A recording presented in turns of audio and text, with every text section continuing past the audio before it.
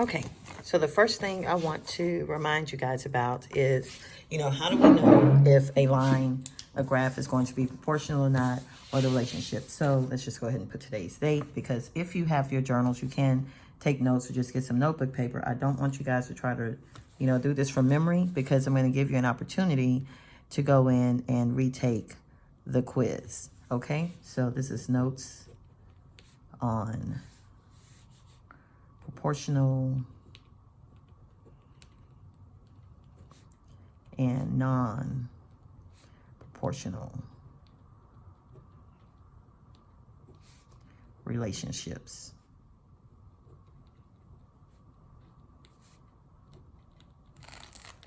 Okay. All right, let's see. Do I need to make this okay? Yeah, this is okay. I think this is zoomed okay. Okay, yeah, let's make this a little bit closer. All right, so there we go. All right, so the first thing we want to remember rather, for a relationship to be proportional, there must be two things. Okay, two things.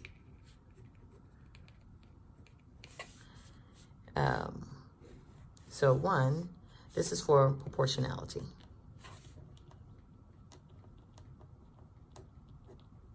Okay, so the first thing is there must be a straight line.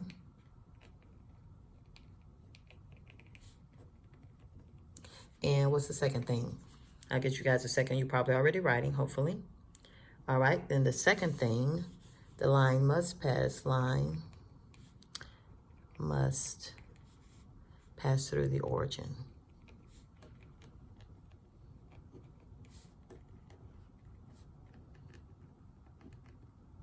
And the origin, which is 0, 0. Okay, and I'm also going to flip back to this in your foldable. We were talking about the constant of proportionality. Here it is here. A graph of a proportional relationship is always a straight line and go through the origin, 0, 0. And this was an example in class. We talked about how proportionality, it's multiplicative, which means it's this. And you remember, guys, in 6th grade, we discussed how, the additive relationships and what happens if you add or subtract, a number, what happens to that line. So my question is, let's see here, go back to where I was working. Okay, so my question to you is, do you remember what these things represent? So this is our standard linear equation.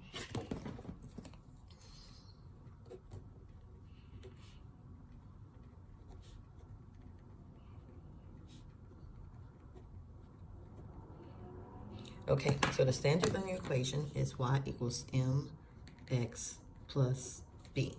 And I want you guys to go to your notes and write down what these two represent. So that will help you, okay? I'm gonna give you a chance to do that. In the meantime, we're gonna discuss it, but I know you guys can find it. All right, so let's look at a couple of these problems. All right, so let's look at number 1, okay? All right, so we're talking here, we need to know if it's proportional or not. All right, so do you guys remember how we did this? We're going to look at use m. So let's go ahead and write our standard equation again. As a matter of fact, I'm going to do that up here at the very top.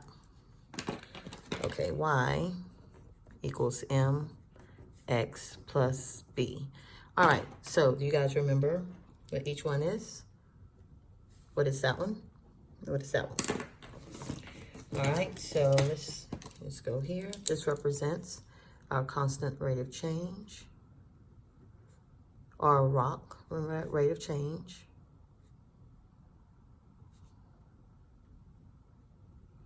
Okay, and then B, this is the point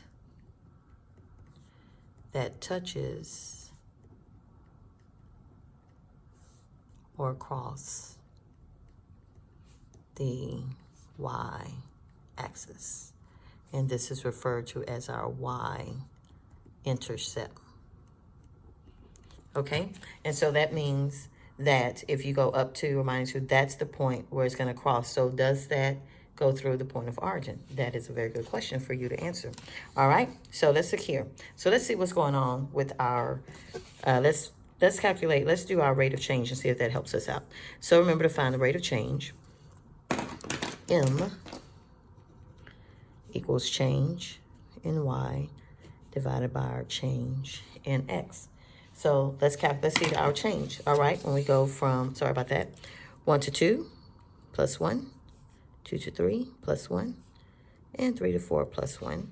And then we go down here, looks like that's plus 15, and plus 15. So we go up here to insert that Y. And how do we know that this is Y? Because here's your number of hours that you work. The amount earned is dependent on the hours that number of hours that you work. Remember, so this would be our Y. Y is dependent on X. Okay, so we're gonna have our, so this is gonna equal 15 divided by 1, which equals 15. And so when we go to our equation, our linear equation, Y equals mx plus b. In this situation, m is 15x. And we do not have to add or subtract anything for that to be true. When we look at y is equal to 15 times the value of x. So 15 times 1 is 15. 15 times 2 is 30. 15 times 3 is 45. And 60 times 15, if I said that right, 45 times, 15 times 3 is 45, and 15 times 4 is 60. So what I would encourage you guys to do with these tables is to rewrite them in the vertical way. And you can have your X, your process, and then your Y. And this just makes it easier to see. Like I'm just going to do, 1, 2, and 3. I'm just going to do those in 15, 30, and 45. And I know that you guys would check all of them, but just for the sake of the video, for you to look at, okay, if my process is 15x, so 15, so it'll be y equals 15 times 1. Is that true? Y equals 15 when x is 2. Is that true? And then y equals 15 when x, the value is 3. Is that true? And since we know that that is true, we come over here, and then we know that, yes, this represents a proportional relationship. All right, so let's try one more on this type. All right, so we're going to go ahead and make our process table. And I'll try to be neater this time. So we have our X, our process, and then our Y. All right, so we have 1, 2, 3, and 4. Yeah, I'm still going over the line here. All right, there we go. All right, so this here is going to be 11, 20, 29, and 38. All right, so the question is, all right, what's going on here? Our change in X from 1 to 2 is plus 1, 2 to 3 plus 1, and then 3 to 4 plus 1. All right, and so then we go over here. Y to 20, that would be plus 9. And yes, 20 plus 9, and in here plus 9. All right, so based on this, if we go up here to do our M, which is change in Y over our change in X, that is going to be 9 over divided by 1, which equals 9. So our equation is Y equals 9x. So let's test it and see if this is true. So if we go here and plug in, so here is our process. I'll just write it if it is true that Y equals 9x. All right. Let me just do this one. I like orange. All right. So let's go ahead and do this. So Y equals 9 times when the value of x is 1. That equals 9, but that does not equal 11. So how do we get to 11? We need to add 2. This has become an additive relationship. Now, so again, once we said that, because of the definition of a proportional relationship, it's going to be multiplicative, number 1. So you already know that by being additive, your y-intercept is going to be 2. But let's just go ahead and just confirm it. So y equals 9. Make sure this is constant. When x is 2, that's 18. We need 2 more. All right, y equals 9, 3. which equals 27, 2 more. And then when the value of x is 4, that equals 36. And we need 2 more. And so our full equation, our linear equation would be y. And I'll just go ahead and do this. X plus b. All right. So that becomes y equals 9x plus 2. And this is non-proportional because this is an additive relationship.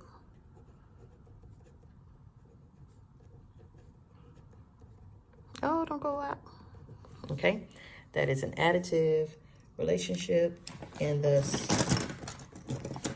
so let me fix this. This is like an additive relationship. Give you guys time to write too.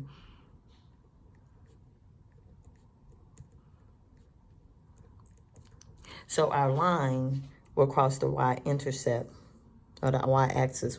This is our y-intercept, and it will cross the y-axis at 2, not 0, 0. All right, so I have time to do, these videos have to be a little bit, these are all the same. I did want to touch on a word problem, and I'm just going to highlight some things just by reading this. All right, this is question number 9. An outdoor swimming pool costs $8 per day to visit. Okay, that's important. It costs $8 per day to visit. Okay, and so then what else happens during the summer? So $8 per day. There is also, all right, there is an additional cost. There is a $25 registration fee. Okay, and so we're looking for, is the total cost proportional to the total number of days visited? So we need to, how would we set this up? What would this look like? What would be our per? You know, y equals that. And then what is the additional cost? And then you tell me if that is proportional or not.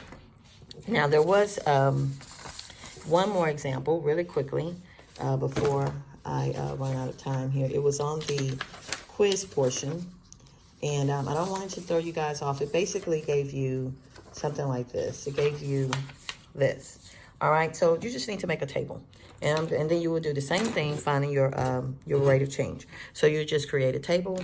All right, so we'll go here, and you can go ahead and still make your process, and then your y. Okay, and so we know that these are always x and y. So x and y. So we'll have our 8, 5, 12, 7.5. All right, and then 24 and 15. All right, so you're going to look at, so you need to find m. So find m, which is your change in y over your change in x, and follow the same process that I showed you earlier. Okay, so that is proportions, and I will see you guys on the conference.